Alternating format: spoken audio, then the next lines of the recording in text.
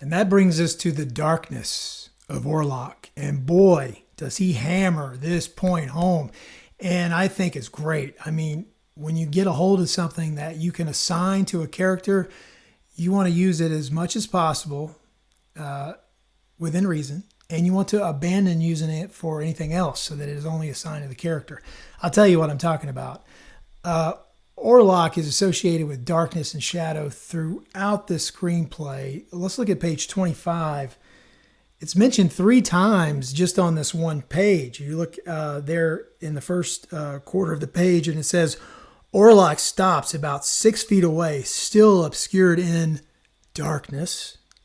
Then a little further down, it says, in darkness, Orlock approaches him.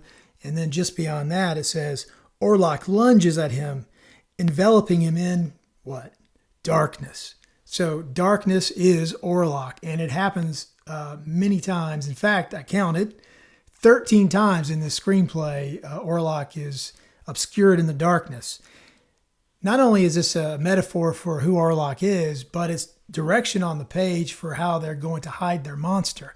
And if you're going to have a horror story with a monster, you better hide that bad boy as long as you can, because that is what horror is. If you show your monster too early, it's no longer scary. Have you noticed that when you watch a horror movie, once you finally see the thing, it's not as scary as you thought it would be, or it may scare you initially, but then it's over. You're over it.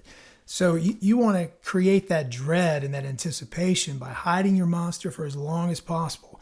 And on the page in this screenplay, it looks like they hide Orlock forever, maybe till the very end. So again, looking forward to seeing that and seeing how it all plays out on the screen. He also associates Orlock with shadows, and 29 times in the screenplay, Orlock is either described as being in shadow or being a shadow himself. So it's in there over and over and over.